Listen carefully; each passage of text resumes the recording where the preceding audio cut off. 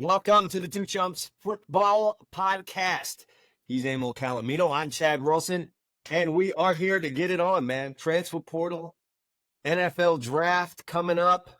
By the time you see this, hey, draft will be either starting right around the corner or whatever the case may be. This is one of at least two draft shows that we're going to have here for you on the Two Chumps Football Podcast. So listen, without going way into the weeds, really what we're talking about today is the transfer portal in college football, spring football, maybe a little bit, and then the NFL draft, because Emil, what else do we need to talk about in April?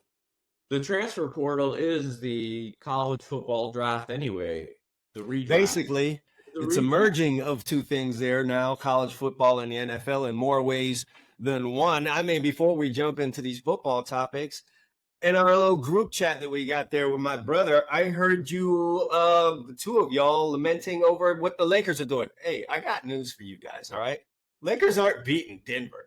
And yeah, I know this is Johnny come lately after 2 games in and they're down 0-2, but it wasn't happening. I didn't think they were beating Denver, but I will tell you a story. Second game 2, the score was 68-48 in the third quarter, and I was ready. Anybody who listens to the show consistently knows I'm a baseball football guy. That's what I like. I mean, I consider myself someone who watches all sports and follows them, even hockey. But I mean, I'm not staying up till 12:30 at night, generally, for an NBA game, unless it's a very, very important NBA game. And this was the first time, okay? So I said to my wife, she said, who's winning the game? She was, half out of the couch. I said, Lakers are up 68-48. Let's hit it. Let's get some sleep. So I said to her, I guarantee you. You counted this as a win. No. Wait a minute. Let me hear this. Let me hear this, Nostradamus. She'll tell her. I said, it's the NBA. My wife's been around me long enough. She understands enough sports to know that, yeah, you're right. I said, this game will be close, and the Lakers will try to find a way to lose it, and I'm not staying up to be frustrated. And if they win by 2, my heart's just call me if I'm right. Get up in the morning, pull the phone over and go, they lost by 2. I wasn't that shocked, I gotta tell you. I've been around long enough to understand that a 20-point lead in the NBA is like being up 6 in the last 5 minutes in the NFL. Man, if you had it down like that, you should have headed over to Bovada, Nostradamus. No, I didn't have the entire game down. I just know this Lakers. Well, you knew what was happening in the second half. I just wasn't going to stay up for it. I've seen this back before. They don't know what to do. And let's be fair. I think the Nuggets got bored and they were resting, and then when they finally felt like doing something, that's a bad news. Doing the Joker, I get it. Okay. Yeah, that's bad news for the Lakers, though, that they could, kind of ho-hum their way through the first part of this game and then just go take it when they want it. We could be entering into. You're kind of a closet Laker fan, aren't you? Because of your dad, a little bit. Sure, and again, the time spent out in Los Angeles, of course. I don't have an NBA team that I root for. I'm not going to fool anyone. I lose asleep when they lose. I mean, I consider myself a Laker fan in that I grew up as a young kid as a Dr. J fan. I was a 76er fan until Magic came in the league. The Lakers then were like my co-team. Jay retired in like 87, 80. Yeah, I think it was 87. And I was just a Laker fan. It's not like everything LA, as you know. Was it like around that time that you decided just to be with the front runners? You're just a USC, you're a Cowboys fan, you're a Lakers fan, you're a Dodgers fan. The Dodgers were consistent. Root for the Pirates, for Christ's sake. You're from, Pennsylvania, for crying out. My explanation I'm giving you is very simple. I was just a kid. We are pre-ESPN, you and I. Our childhood ESPN came along. So what you got here were your local teams. So let's take the Dodgers, for instance. You got the Yankees, the Mets, the Phillies. The Pirates weren't even around here like they are now. So you either like your father's team if he was, or your friends were all Yankee and Philly fans. So I would turn on Saturday games. That was your game of the week. And lo and behold, the Dodgers were good, right? So were the Yankees back then. And you would get Vin Scully and Joe Garagiola coming in, NBC from LA, as they had at the front of Dodger Stadium, blue heaven on earth, and you're sitting here in Pennsylvania in April maybe, or May, and you're seeing the San Gabriel Mountains, palm trees. Hard not to, especially a guy in the middle. difference. I mean, there's nothing like the Dodger whites underneath that sun. No question. One of the most picturesque baseball scenes is Dodger Stadium, especially for someone who's living in the frigid And that was Northeast. the same explanation was USC. I'm a Staubach fan. I was Right. a kid, he was very good. My wife has a different take on my football team. She says it's very coincidental that the two teams you root for probably have the best cheerleaders in either sport. Ah, she's got you there. I said, guilty as charged. She's got you there, my friend. Yeah. So I was just a little curious about your fandom, but to be honest, if I, hard not to be a Yankee fan living in New York, coming back into the country exactly in 1977. No way that I wouldn't be. Now, if I had to come back to, let's say, Pennsylvania, very easy to see how I could have been a Dodgers fan. That could have happened, basically because of the way the stadium and everything else, and Vin Scully. It was just a lot in the 70s. Yeah, I remember something. Even though they're the Dodgers and they're probably the second greatest franchise in the sport, when you consider they have the second most pennants, they have more World Series. It's just they played the Yankees most of the World Series. Sure. Times, and the Yankees happen to hate them. So they were like the anti-Yankees because they were good, but they break your heart as a Dodger fan. So you had a little bit of something to complain about. It was fun. Kind of like my father explained that a lot of guys became Cowboy fans in the late 60s when they came into the league because they would get right up to the end against the Packers and lose. Right. So they were the anti-Packers back then. Gotcha. All right. I don't want to bore our younger audience to death. Let's just get into this thing. Transfer portal. It is all the talk in college football. And Emil, obviously, we've done our fair share of talking about the transfer portal and NIL here on this show, and we've made our feelings known. I will tell you who this stuff is really, really good for. This transfer portal stuff is really great for the off-season college football fan, of which there are many. Now, if you've spent any amount of time on Twitter, you know that fan bases really go at each other. And I think this might be the single greatest invention for them, because it just aside from just the high school recruiting talk and banter that goes back and forth when guys commit or decommit for either for your team or your rival's team, now you've got the full-on loss of players off of your rival's team that you get to go at them about, and the acquisition of players onto your team that gives everyone has hope now. I am not a part of Kansas and Kansas State Twitter, but I'm sure if I were to head over there, Kansas and Kansas State get to feel really, really good about their season and can have this knowledge in the back of their mind. They're just 1, 2, or 3 really, really great transfers away from doing something they have not been able to do for quite some time. So I think all of this stuff is really great for all college football fans. Points for you. I think one, the transfer portal in college football, while a useful tool, right, is kind of the way I view free agency in the NFL. If you have a really good roster, you can augment it selectively in free agency in the NFL, right? I mean, you can add the right guy and for the right system at the right price if you're a smart team. But you're generally not building a winning NFL team unless you're doing it through the draft. I mean, a team that's consistently in the mix every year.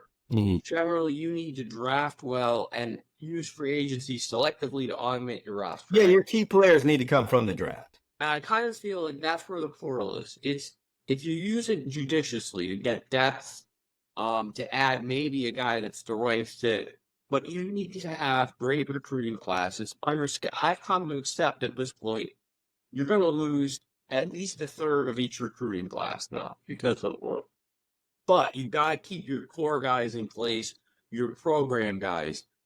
And I think I'm kind of morphing into where I'm at with college football in general. Is you and I for years said that they've got to expand the playoff, right? Right. They finally got there. They got 12.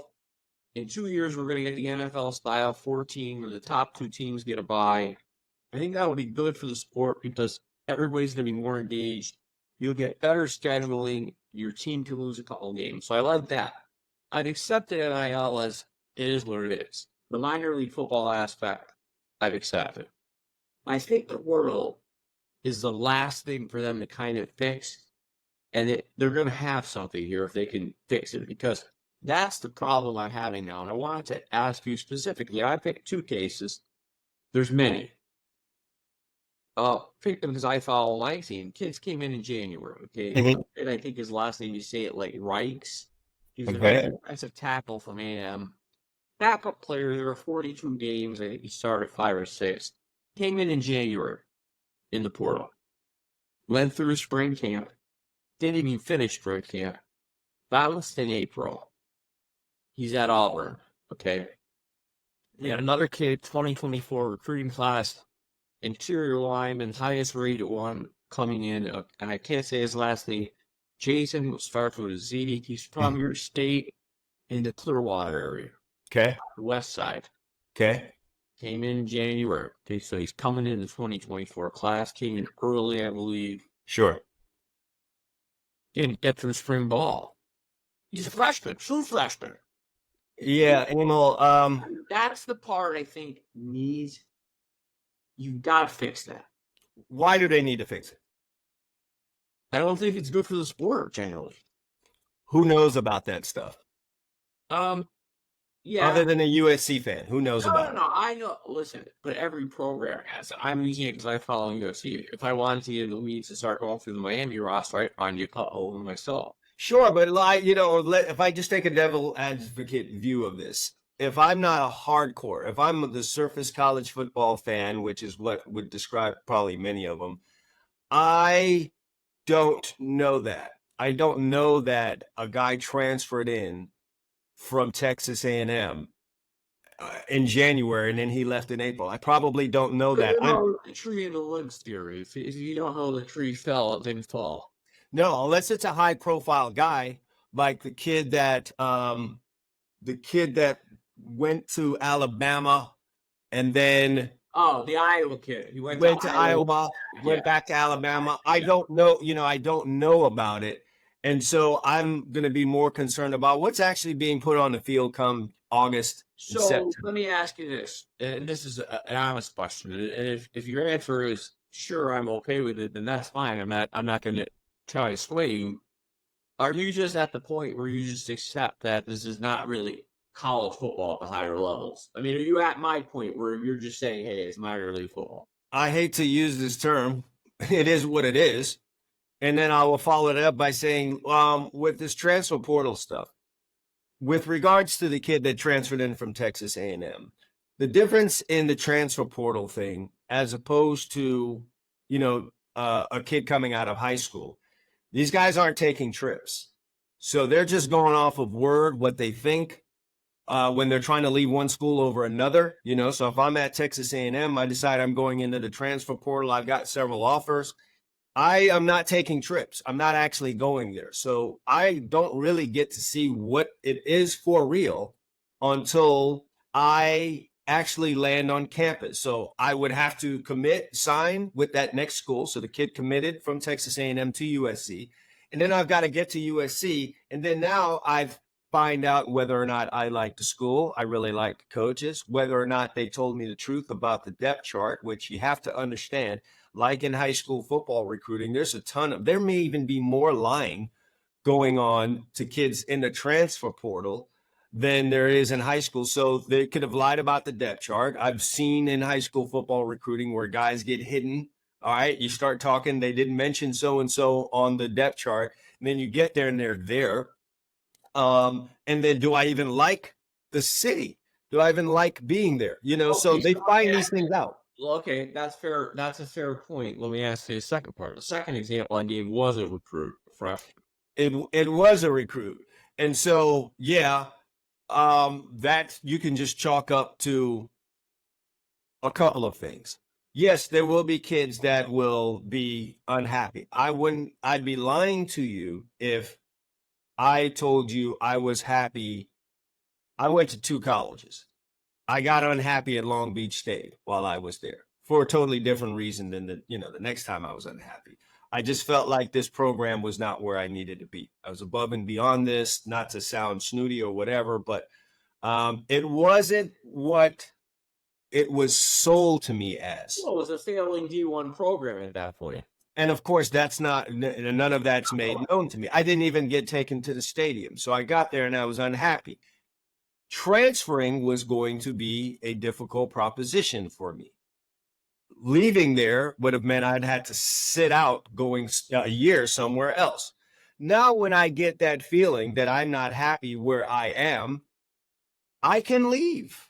And there isn't much resistance to that. With that being said, I think a lot of these kids don't go hardcore into their research and take the high school recruiting process as seriously because they're teenagers. And how many things that are important do you take seriously when you're a teenager?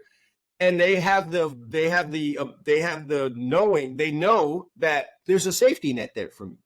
So if I just want to go to this school because I like the school, I don't have to do that much research. If I go there, I don't like it, I can leave. It's like a 30-day money back guarantee. And so I think you're going to get more of that. Maybe you're trying to convince me, maybe that's where I need to get completely, is that, I use the phrase repeatedly, and thankfully Nick Saban might listen to the show. He used the phrase after I did. Minor league football. Maybe that's where I need to get with it, because I'm more of like somebody, my mind works orderly and I don't like absurdity. Like, I'm giving you an example, and I'm sure there's a couple at Miami.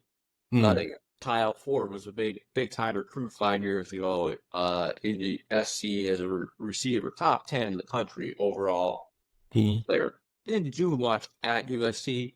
Played a little, had some injury issues, transferred last season to UCLA. Okay. Didn't do much there, played a little bit.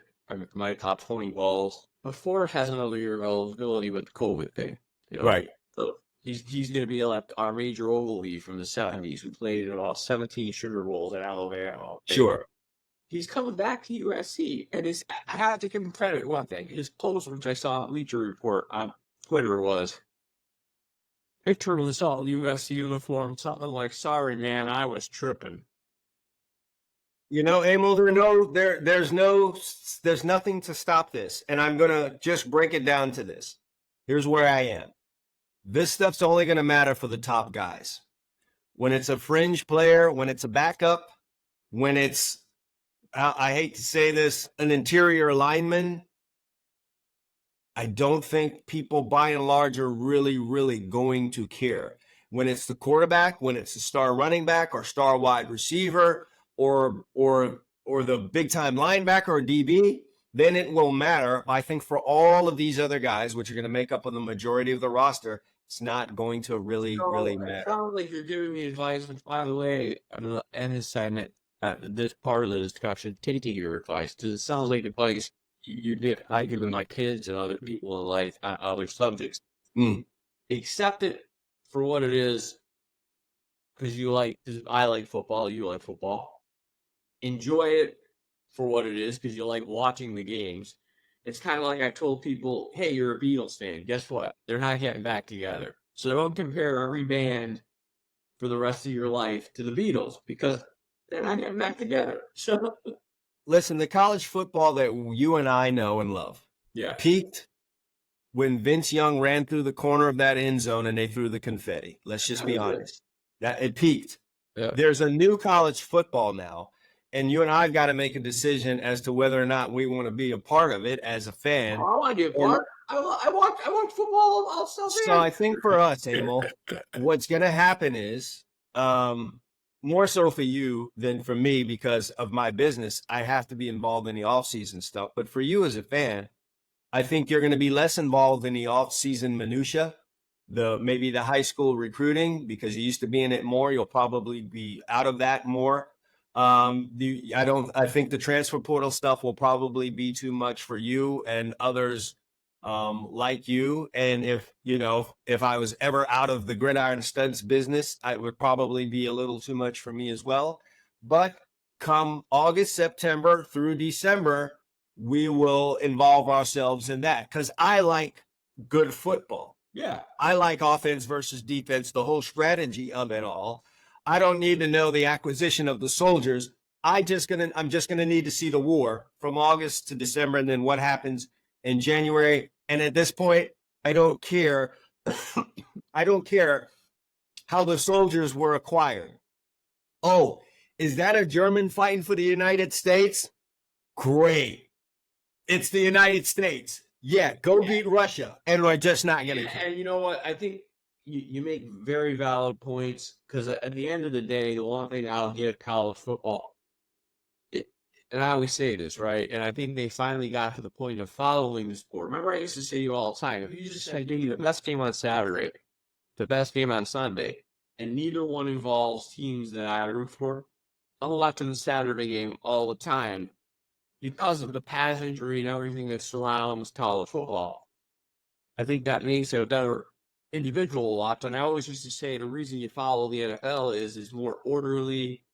And college football kind of had this movie system where a bunch of guys like us pick 4 teams. But now that they have a system where you can win your way in by winning your conference, I think college football is really getting close to being a great sport to also follow for the casual football fan, not just guys like us who do this and fans, hardcore fans of schools. I think I'm gonna have to take your advice.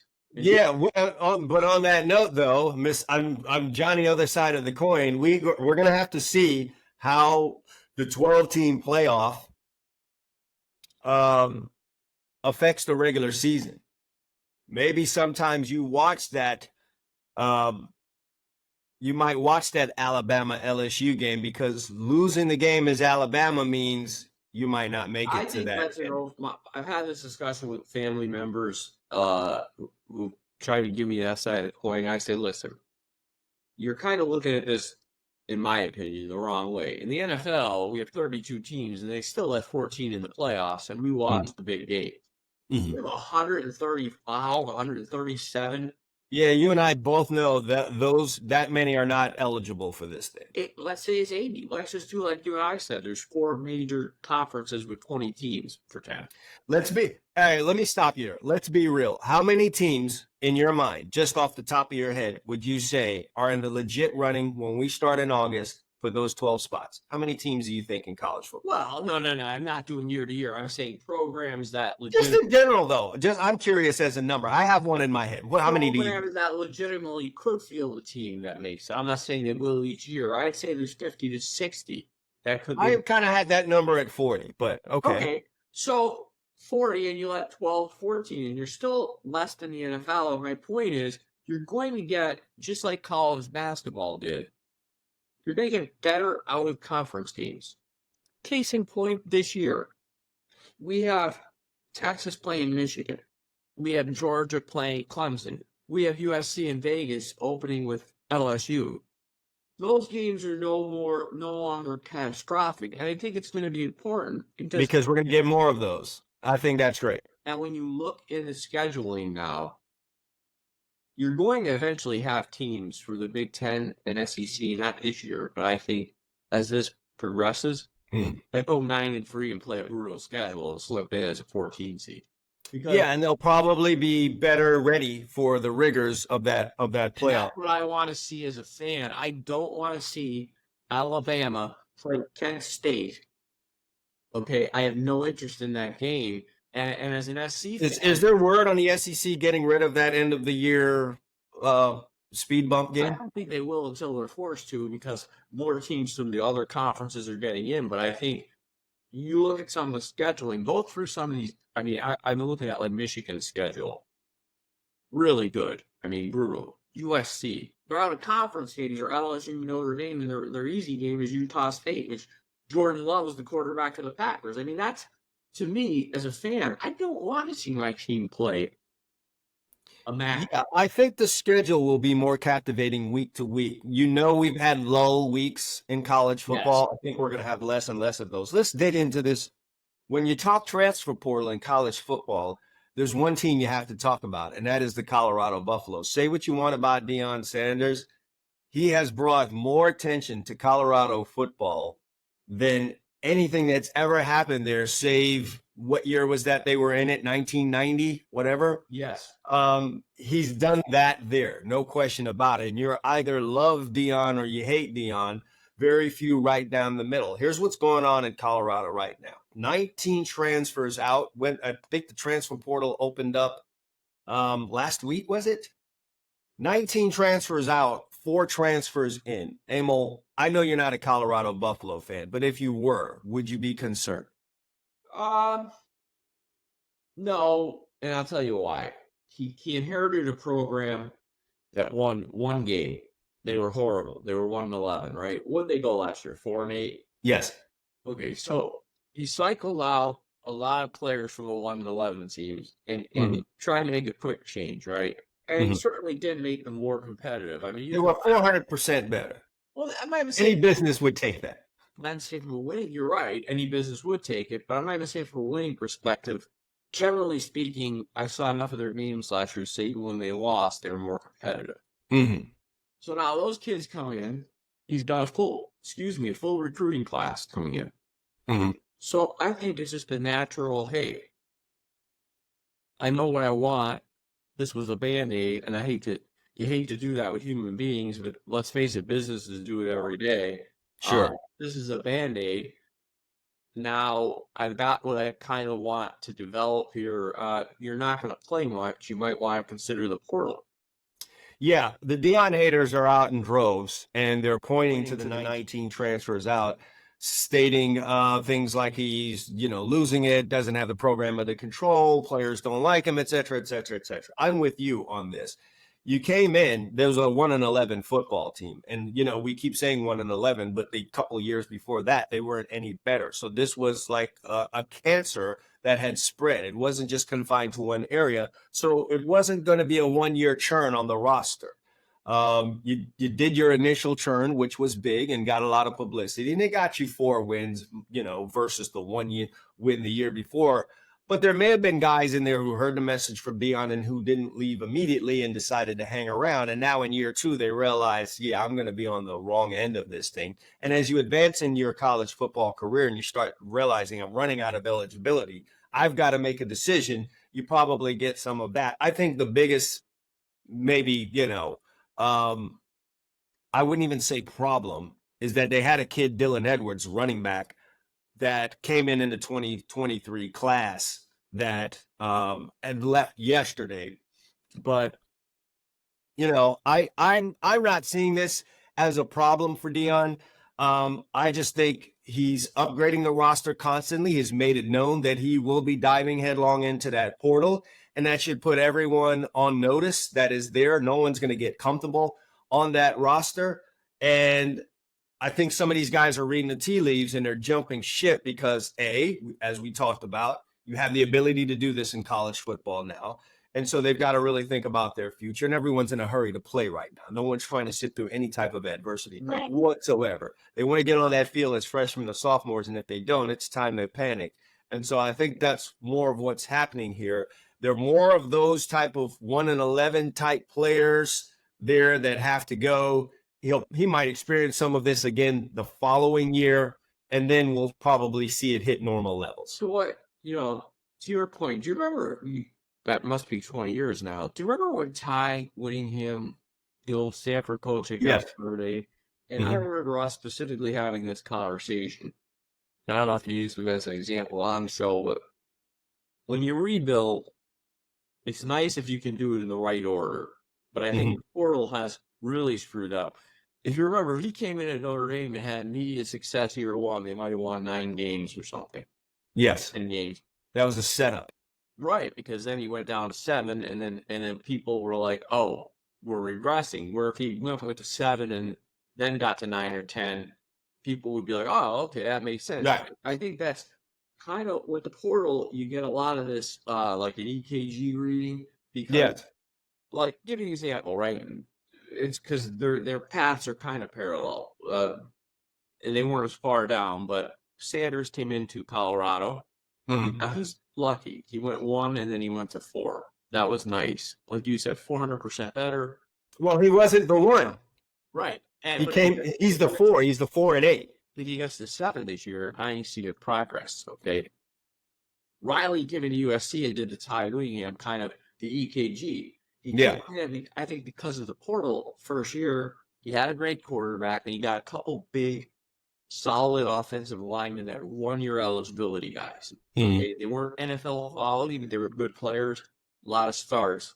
He goes 11-2, and he's sitting there at the end, or 11-3, sitting there at the end of the season, had a chance to make college football playoff. And then last year was 8-5. And I think you're going to see more of this where you got to get used to it because the portal, some years, are going to get you fixes to your team that help you be really good that year. And some years, your successes are going to be temporary because it's a every year renewable. It's an every year renewable. So you can build, and that's why I went back to say you're going to get 25 high school recruits every year. You've got to hit those more often and keep 17, 18 in every class. Well, a lot of places aren't doing that. They're not doing the 25 class. No, because they're saving spots for the portal. Yeah, and there's only going to be a handful of coaches, Emil, that have the luxury of building their team through the recruiting classes from high school. There's only a handful of coaches that can do that because of the transfer portal. There is this expectation from fan bases and maybe even administration that you will turn this thing around rather quickly. You don't get to come into a place that's perennial winners and go 5-7 or go 7-5. If what you've used to is 10-11 wins, you don't get the luxury of doing that, despite the fact that I came here as a new coach for a reason. You fired the last guy, unless it's a guy that took a job or a retirement like Nick Saban. You brought me in here for a reason, and it's not for me to wave a wand and turn this thing around overnight. So the problem is going to be, what kind of pressure will the fan bases put on the coaches? You're seeing that in Gainesville, and I've talked about it. Yeah, they put so much pressure on coaches. I'm going to ask a question here, but Billy Napier is going to be under the gun this year. And so this is year 3, I believe, for him. And this is what happens. So if I'm Dabo Swinney, yeah, I can have a couple down years. I can build through the high school recruiting, but I'm just not going to have the chance, as many of these other coaches, to sit around on a 5-year plan. Fans don't want to hear a 5-year plan. And the other thing I noticed with kids today compared to, say, when you were being recruited, and I could be wrong on this, but we grew up in the same age of dissemination of information. I think the kids are more astute anymore on who the coaches are. So, yes. I think, probably 20, 25 years ago, you didn't know as much about the coaching staffs that you were going to encounter when you got to those schools. Am I wrong? Yes, but then there's what you think you know, and then there's what you find out when you actually get on campus. Right, but what I'm noticing, I'm sure you've seen this with your school, Miami's recruiting. The kids understand, last year, our audience spent the whole season with me and my Alex Grinch. Right. Tyree. Sure. Yes. You're more keenly aware of the guys that are not the head coaches on the staff. Yes. And I was I'm very aware that the guy couldn't coach defense, I'm sure the kids were. Now I noticed, in my school, their recruiting and even their portal, it's getting much better defensively because they brought in guys that the kids were aware can coach defense. Like D'Anthony Lynn came from UCLA, but via the Ravens. Yes, you can follow coaches. Yes, I definitely understand that. And I've seen kids are attracted very much to certain coaches positionally. Is that wrong about that? No, they follow coaches, and guys leave because coaches leave. So we just gotta, like we've already discussed, we just gotta get used to the turnover in college football. And if that bothers you, just concern yourself with what's happening on the actual field come August. I'm going to end the college football talk with a few questions here that you and I could jump on. We mentioned Colorado. Emil, Colorado, better next year than 4-8 or not? And everyone knows we do our college football show later on in the year, so you don't have to be held to this. Just better, as you said, better for 2 reasons. 2. 1, the obvious. Louis Spinelli, it's another year there. Yes. He's got his quarterback, his son back. And good chance he has 2 top 15 picks with his son and Hunter, the corner wide receiver. Yes. And I like the move to the Big 12. I think it's going to help them because the Pac-12, ironically, was brutal in its final season. It was a really good conference last year. And with Oklahoma and Texas going to the SEC, they get a bit of a break schedule-wise going to the Big 12. The Big 12. So I'm going to go. I'd be buying it way over 4. I mean, I think Colorado has a good chance at 500 or above this year. Yeah, we're thinking alike here. I don't know what the over-under is for Colorado next year. I'd be very surprised if they don't win 6 games or maybe even more next year. You're bringing your quarterback back. He's one of the top quarterbacks in college football. That alone has to give you a leg up when you are, in the college football that we have today. So there's some continuity there. Obviously, we're going to be looking at a better roster, a full year of coaching from this staff. So a little more to familiarity with the guys that are there. And then, of course, as you said, the move to the Big 12. So not as brutal a schedule for them. So I'd be very surprised if they aren't better. I just don't know what fans are going to consider, fans who aren't Colorado consider better. Who, Emil, as you sit here today in April, do you think wins the SEC West next year? I'll go first on that because it looks like you need a little time. No, I don't know why. But in my mind, it just keeps coming up LSU. Even though you're losing Jaden Daniels, I just feel like in my mind that's probably the most stable situation with a really good coach. I just feel like that's probably it. We could say Texas or whatever. I just feel like it's LSU. You don't think Alabama? No, I think there's going to be growing. There was a bit of a slide like this. Can we say that in Alabama? And now you're bringing in it was a road. It was graded down. Slide. You would not leave your car not in park on that slope because it would have went back down the hill. And then you're bringing a new coach into this thing. And I just think there's going to be a little bit too much uncertainty there. They're going to be a good team, no doubt about that. I just don't know if it's as stable as LSU, right? LSU is very interesting. I think it's very interesting as going back to that original where I said the opener in Vegas is LSU and USC, which is kind of crazy when you think that they might be the 2 teams with the top 2 quarterbacks coming off the board, which we'll get to in our next segment. Yes. Thursday. And they're going to open in Vegas right now. By the way, LSU has been installed as a 6-point favorite. So, I mean, there you go. Where's the game supposed to be, by the way? It's in Allegiant, the Raiders Stadium. Gotcha. Good place. Great place. So, what say you? Who wins the West? I have a gut feeling for some reason wherever this guy's gone, he's been good. I'm going to stick with Alabama until proven. Alabama. Yeah. Well enough. All right. USC's over under 7.5. I realize I'm asking a lifelong fan here. Where do you put them? Over or under? My answer? What's that? I couch my answer in that here's what I want to say. I'd be very happy given their schedule with a 9-3 or 10-2 season. Okay. Okay. And I'd love to see the results of that first game before I answer that. I don't mean whether they win or lose, what they look like. But I'm going to say this. I actually believe, because of recruiting, transfer portal, and the changes they made defensively, substantive changes, coaching-wise, they're going to be better next year, almost like when Peyton Manning left Tennessee. And the following year, they won the national championship. Now, I'm not saying USC's winning the national championship. But I think Caleb Williams leaving for a guy who's been a system guy like Miller Moss and showed he can play in that old game, I think it's going to be a benefit for USC.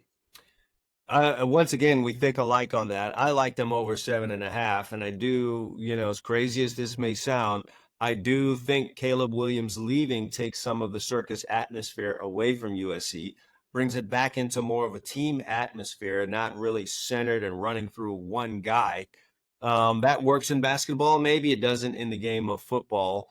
And yes, any amount of betterness, if I could use that word, on the defensive side of the football will be of benefit to USC. The only problem I think may be an adjustment to Big Ten when you get towards the end of the season and you got to play those.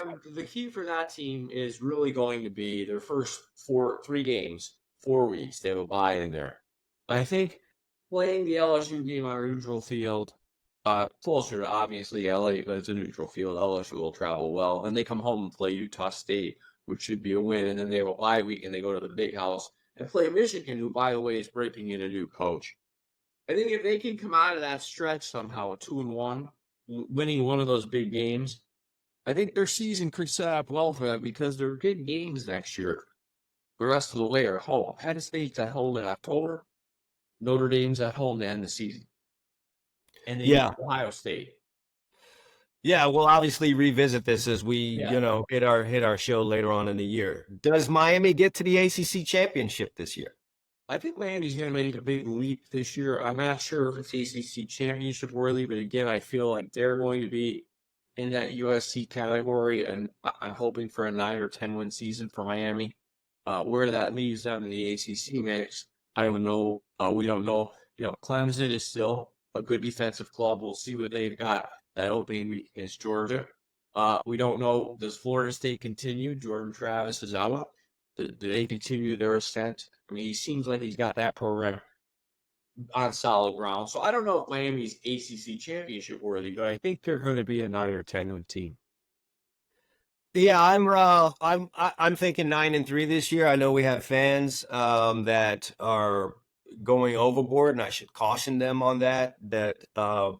Think this is a 10, 11. They're always anxious to say the U is back, but I know that this thing is going to be a bit of a slow burn, and I don't want to get into this thing where I OD on thinking the team's all the way back, because I kind of see the trajectory this thing is going on. And you want it to be that way. As you mentioned earlier, you don't want this. No. You kind of want an even go there. 10-2 if you're a Miami fan. In today's college football, as we talked about, with more games being played between good programs and a lot of, trying to get away from a lot of this 1AA, as I still call it, that old guy, the FCS scheduling. I think they go 9-3 or 10-2 and get in a nice bowl game. I don't think that's a bad season at all. Just want to win a bowl game. It's been a long time. It's been a while, buddy. Just want to win a bowl game, man. 9-3 and a bowl game win. I want something sustainable in terms of the rise. I don't want to shoot up and then, a sell-off the next year. So 9-3 would be good. I'm with you. Don't know what the ACC has become a stronger conference in terms of evenness, if I could use that word. Yeah. Not top heavy, right? When we used to have Clemson getting to the championship, but more teams that could beat you on any given Saturday. So that's an issue for Miami in terms of getting I think he's a good coach, and I think he'll make adjustments. And that's kind of like what I like to see. And we're going to see that with Deion does this year. We don't know enough about Deion yet. But I think, first of all, we'll make adjustments. I like to see coaches who see where they have issues and see what they do. Some guys don't adjust. They just keep doing the same thing.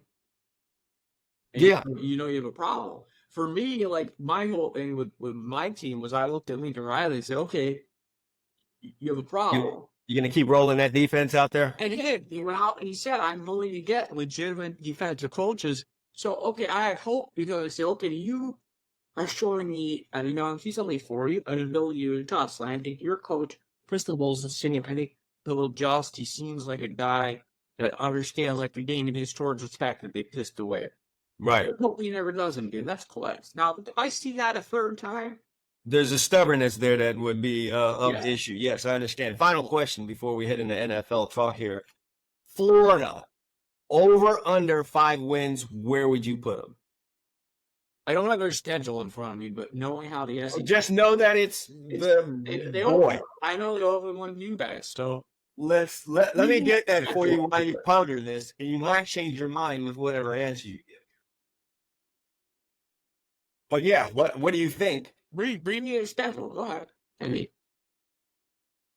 Please. It's a horror show, but I know it's Miami's the opener.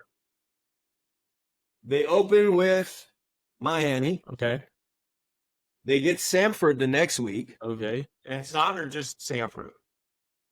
Sam. No, Samford and Son or just Samford by himself? Is it Fred? Samford repeats several studs. I'm not going to be with him. Okay. Texas A&M. Okay. At Mississippi State. Okay. Home against UCF. Okay. Then here we go. At Tennessee. Okay. Home against Kentucky.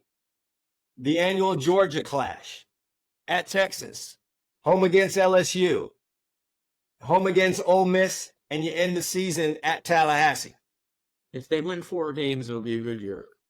I would say, look, I don't know what the over-under is for Florida. I just put that at 5. If they get to 5, Emil, that is a win this season, if you ask me. Given where the program's at and that schedule, that hellish schedule you just read me, yes, anything above, they should put a statue in front of that stadium if you win 8 games. If you ever goes 8-4, they should get a statue of Billy and put it right in front of the I stadium. would love to know what fans really honestly think looking at this. A lot really hinges on that first game. It really does. If that game doesn't go their way, Miami's a better team. sure, and they lose that game, Emil, what are we looking at? They beat Samford and UCF? UCF. Let's see who win there. Let's say they beat UCF. Samford and UCF. Everything else is up in the air, my friend. They may be able to steal a win, like a home game against Kentucky or a road game. My friend, Kentucky's kind of owned Florida. I know. But And Kentucky is not that Kentucky anymore. Kentucky or a road win at Mississippi State. But there's not a lot of games in that schedule you read to me where they're going to go to the game and you're going to say, oh, they should win this game. I mean, who's on that schedule where you're looking and say, Ole Miss, no. Tennessee, no. Florida State, no. No. And you're going to Texas. You're going to Texas. I've told you what I feel about LSU. You got to end at Florida State. And then there's this whole thing like where you get in the middle of the season and then your mentals start to change. Well, because you're 2-4 and you're fighting through a season that after you're not going to be the bowl team. I mean, most likely, sure. By the way, before we end the call segment, I would encourage our fans to want to get excited. The juice is flowing on April. Pull up the first 2 weeks of the college football schedule, and you will be in full football mode. I mean, it's a dandy. Notre Dame's going to Texas A&M. I mean, we got games this year and I know there's been some good games over the years, but it seems like this year, those first 2 weeks, we've got a ton of those intersectional games that are just like big-time matchups. Yeah, and like I said before, I think that's just where I'm going to put my heart and my mind into exactly what's happening August and September. Yeah, I'm going to be aware of what's happening in the offseason because it's my job to do that. But I think I'm just going to put most of my heart into seeing those matchups as they come week after week in the college football season. I don't think the wives out there are going to love it. No. But, yeah, it's just we're going to have better. For over 20 years. See, you're getting me some advice. I took it to heart, and that's my approach going forward. I like it a lot. I'm going to steal it. I just want to watch the war. I don't really care how the soldiers got there. I don't care about how the soldiers were acquired. They might die anyway. You know what I mean? And by die, meaning they might transfer out. They might transfer out. Metaphorically. Yes. Let's transfer out to the NFL draft before we let the audio. Today was heading college football, but you can't get through college right without talking about this draft. And I'm going to hit you right out of the gate because I think the interesting part of this draft, it's a very quarterback-centric draft, more so than the last couple of years. I mean, you've got 4 or 5 guys people are talking about. I think it's the most interesting part of this draft. If you were the GM and you had a team, it doesn't have to be the Bears, but you got the number 1 pick. Give me your draft board in terms of just quarterbacks. I mean, don't include Marvin Harrison. Give me your top 4 or 5 quarterbacks. Based on what you see, I'm not going to hold you to it because, again, this is not. Yeah, I'm doing this before I go into my rant about the draft, but nevertheless. Yeah, you can go And on your rant afterwards. some of this is going to be undone. Yes. I would say I would probably go Jaden Daniels, Okay. Caleb Williams, and that's a very close. And J.J. McCarthy, Michael Penix, Bo Nix. I'm not on the Drake May train. Something bugs me there, and I just think there's a high bustability there. Okay, I'll say this. I don't even understand. I get that measurables and guys can throw the ball and all. I can look at that. I really don't get the fascination with him. And that may be on me. And you'll probably tie your rant, but at least I'm a fan who admits I don't know more than the coaches. But just when I watch some college football, I don't really get that. But I'm kind of with you in that he's really close at the top between Williams and Daniels.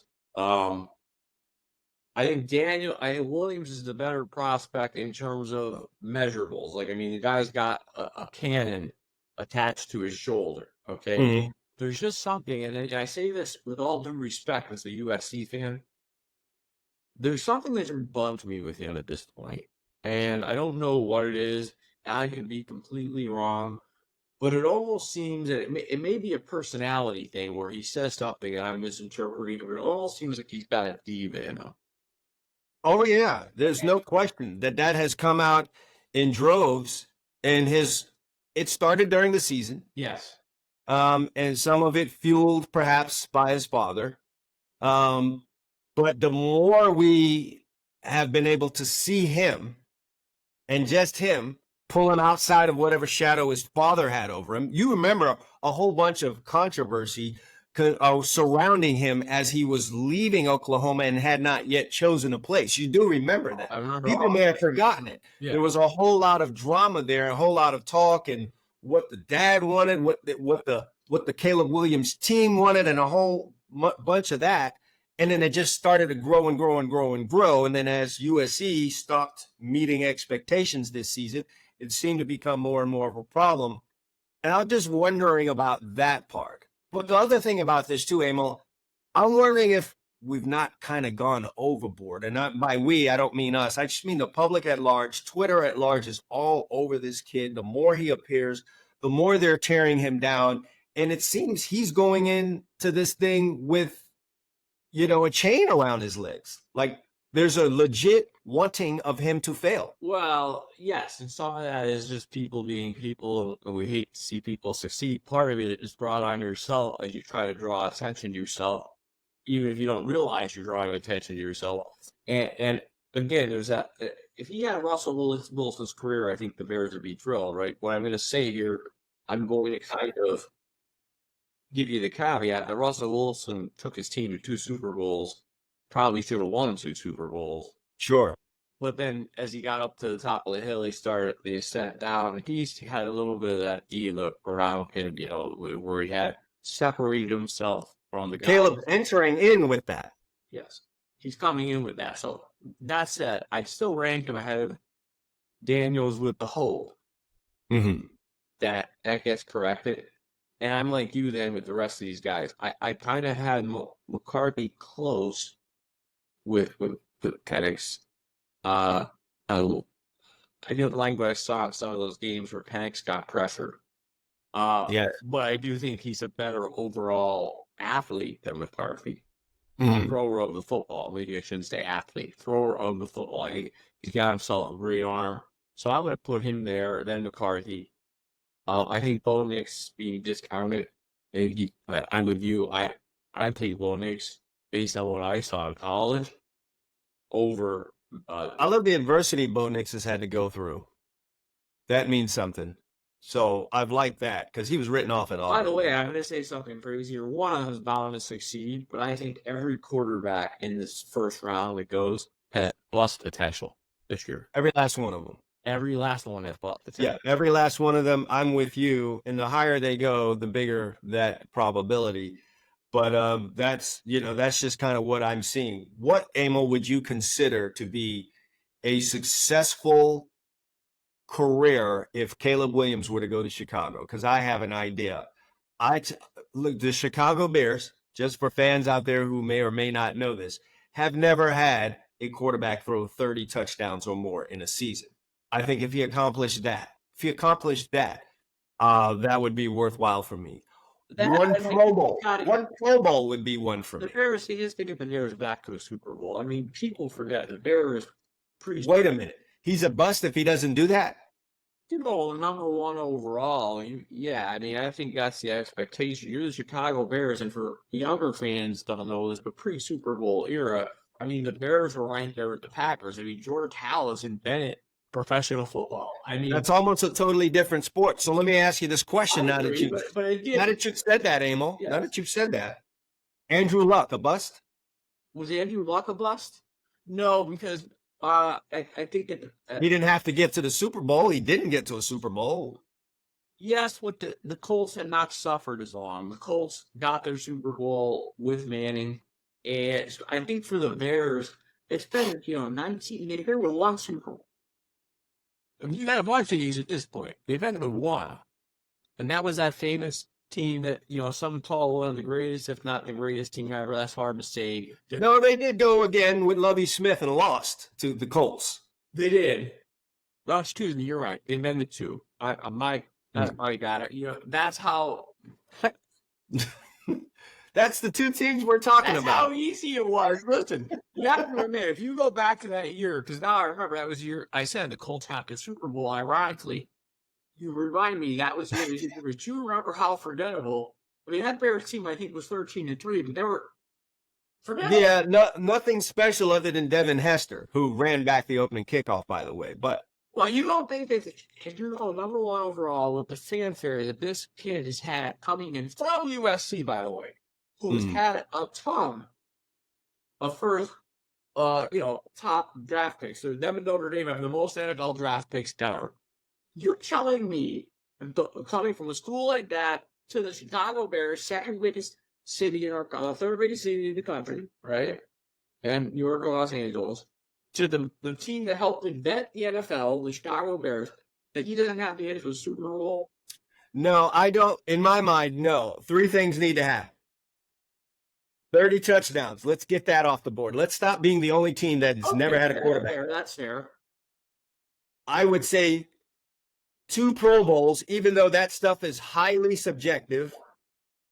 And then back-to-back playoff seasons would be enough for me to say, hey, you know what? That was a quality pick because we are the Chicago Bears. We're not perennial playoff teams. We're not that. So if he starts him back on that course and then whatever happens with his career, he ends up on another team, maybe he got an injury and he just was never that, or they just were, a 10-7 team after that, or that was wrapped around these things that I'm talking about right here. To me, that would be a successful go at it. Maybe if you just got the expectations and the way people look at the Chicago Bears right now on a different path, then I think that would be successful for Caleb Williams. Because, Emil, I'm going to go back now. We had a guy down here that could throw the ball around. You know that. Never won a Super Bowl. He went to one early in his career, Dan Marino I'm talking about, and then never went again. But if you ask Dolphin fans during that era, I don't want to compare it to what's happening now because you already know what the answer is going to be. But if you ask them during that era if they were happy, Emil, they were. Short of not getting to the Super Bowl, they were, because on every Sunday, they had a chance. He went out there and lit it up, and you felt like you had a chance. You could beat anyone. You beat the 85 Bears that you just mentioned. You did that. And if Caleb Williams could come to Chicago and do that without a Super Bowl, I think that's a successful pick. Am I fair to saying that on Thursday, anybody who follows the NFL close enough, beyond a very casual fan, will be absolutely shocked if it's not Bears, Williams, Commanders, Daniels, We don't know that though. There's been so much foolery there with pick number 2. Is it McCarthy? Is it I Daniels? think Is it's it? going to be Daniels. I really Yeah. do. I think that I'm going to put myself in the category of if it's not those two guys in that order, I'm going to be shocked. I think it gets interesting at 3 because I think the Patriots go McCarthy, to be honest. I do, and If they don't trade out of there, I think it's I McCarthy. think the team who's sitting here, to be honest, this is crazy. Cardinals. I think they're the best. They're the best position in this draft because they're sitting there. Worst case, they're probably getting the best player in the draft. Mm-hmm. The surest thing. I think the surest thing, aside from an injury that we can't contemplate, is Marvin Harrison Jr. becomes a perennial Pro Bowl wide receiver. Mm-hmm. They I honestly think they trade up out of that position. You think they trade out of it? I do too. And I think Yeah. that's why it's interesting, because they sit there and evaluate their trade offers. Make a trade for a team looking for a quarterback. All right. Yes, because there will be a run on them in the first 3. Fleece that team. And Yes. if they're smart, they're not going to slide back that far, where they're probably either going to get Harrison or help me go with the name. Is it Easy, the wide receiver from Washington? Yeah, Roma Deasy, or there's Malik Neighbors from LSU. So they'll have their choice at 3 guys. They got 3 wide receivers, and depending on their evaluation of the 3, if they feel that they're close enough, they can slide back 2-3 spots, completely fleece a team that needs a quarterback, still Yes. get a great wide receiver that's a perennial Pro Bowl or one of those 3, if that's how they evaluate them. I think they're sitting there with the best positioning in this draft. Yeah, they probably had the most advantageous position in this draft, being as high as they are without needing a quarterback. You're in a lose position as a GM unless you just happen to hit it right. Like anybody you pick, it doesn't matter. If the Bears take Caleb Williams and he's not at least what you described on your 1, 2, 3 points, which are valid, in my opinion, you picked a bust, right? The same thing with Daniels. If the Commanders don't become relevant again in the NFC East, you pick a bust. The Cardinals are sitting there, they don't need a quarterback. I think Kyler Murray is vastly underrated. I told you that. Yes, I would agree. I personally would volunteer to fly to Dallas tomorrow and take that to the airport to trade him for Kyler Murray. Yeah, I feel you. Listen, I wasn't a big Kyler Murray fan when he came out. Obviously, over the last few years, I've had a chance to see him in person. And that first year that Marco was there, just seeing the guy play in person, I gained a really big appreciation for what it is he does. 2 things: him being able, as a shorter quarterback, to stand so far back from the line of scrimmage and get the ball where he wanted. So it allowed him an ability to see. He didn't need to be amongst the trees to throw the ball. He could actually catch the ball from this, take the center snap and retreat pretty far and have vision and still get the ball there. That's the cannon arm. And then the way he would get out of and avoid pressure and really gut the defense, I gained a certain amount of appreciation for that. And then his gunslinger type mentality, especially when a team came after him on a blitz, just to lay the ball out there and say, hey, go make a play for me. I'm a big Kyler Murray fan, and I think if they get him what he needs in terms of getting him one of these. I would say big target would be a good thing for him, though. So Harrison, probably the best of those that would be available specifically for Kyler Murray.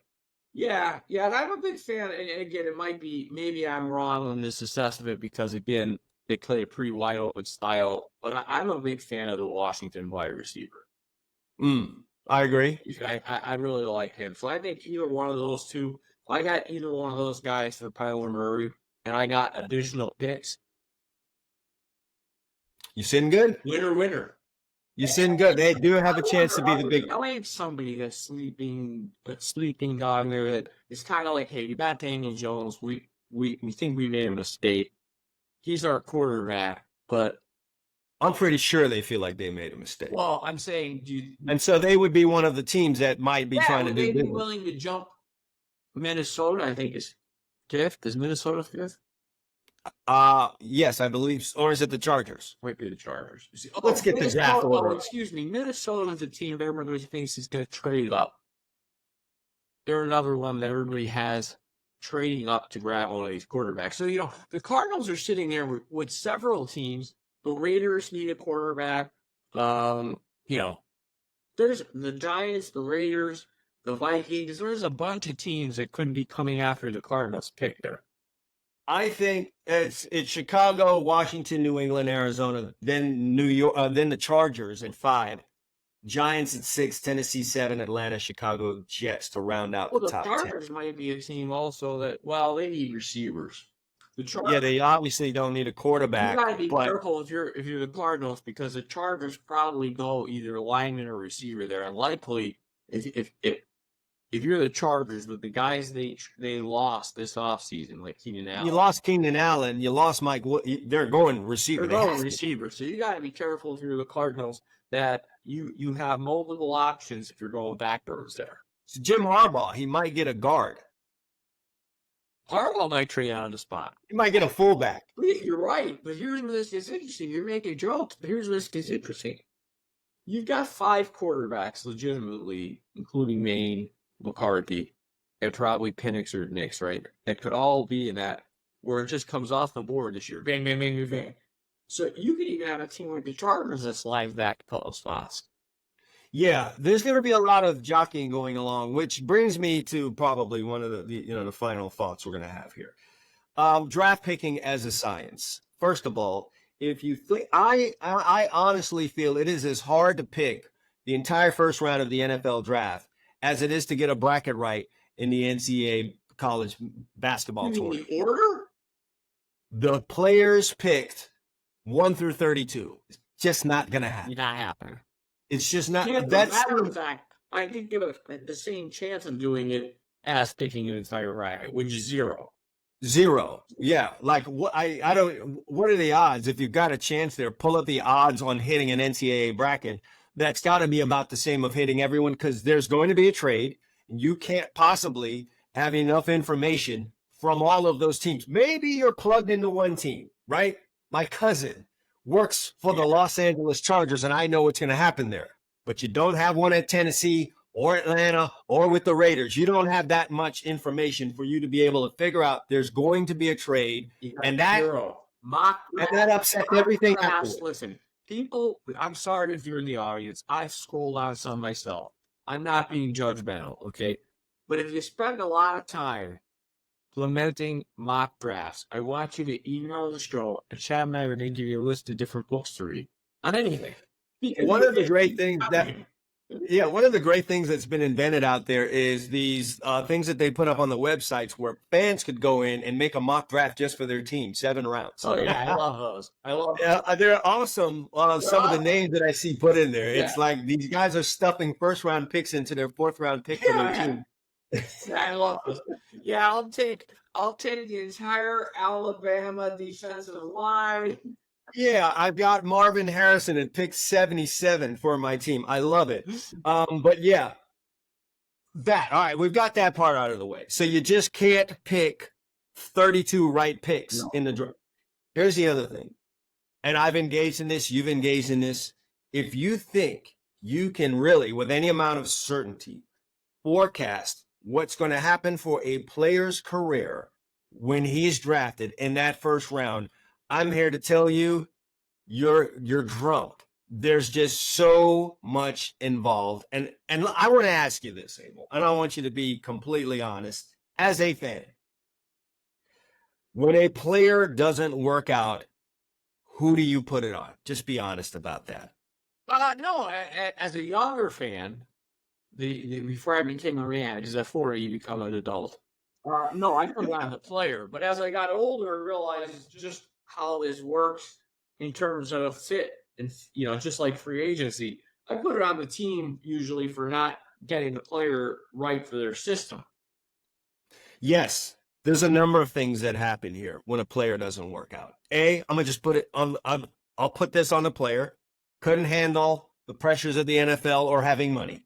You had the wrong people around you. We know that happens. We've seen that, and that's highly publicized when it does happen. Guys going off the deep end or whatever. The second thing is you didn't pick the right guy for your system. So that quarterback had no business belonging on your team. I don't know what the Cleveland Browns saw out of Baker Mayfield's career that said, you should come play in the system that we have. I don't know what they saw in wide open shotgun, air raid offense that said, you should come out, get under center, hand the ball off, and do play fakes and look down the field. I don't know. I don't know. You can go through it. You don't have an NFL team anymore, but if you follow one team, you could go through your team's draft. I mean, last year the Cowboys took a defensive tackle from Michigan, Madison Smith. Dan Quinn wanted him lighter. The kid came in at 320, okay? 325. He should have been 335. Dallas needed somebody to just occupy blockers, but that's not Dan Quinn's system. So the kid is 15, 20 pounds. He's playing light, and everyone's wondering why he's getting moved off the ball. Now along comes a new defensive coordinator, Zero says, you don't wait 310. You start eating. Okay. Right. And this is what goes on. You pick guys that don't fit your system, what it is you're trying to do. And then there's the last part where there is just no plan for the player and there's no development.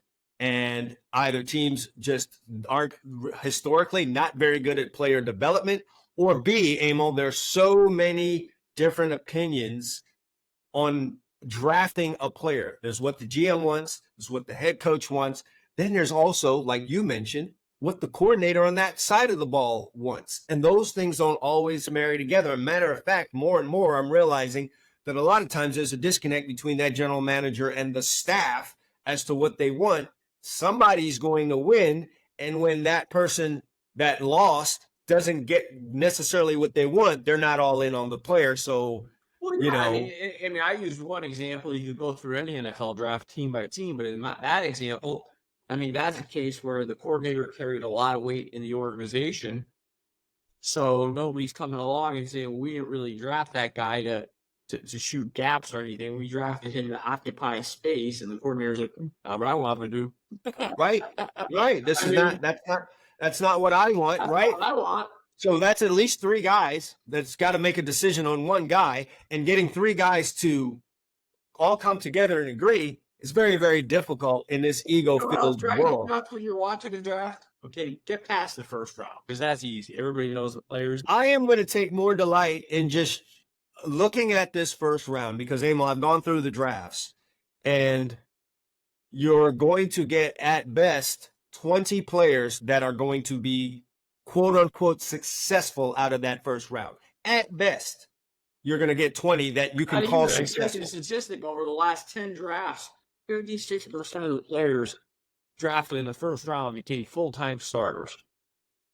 Yeah, so that's what you're looking at, and it's going to be for one of or more of those reasons that I just outlined. Let me ask you this question.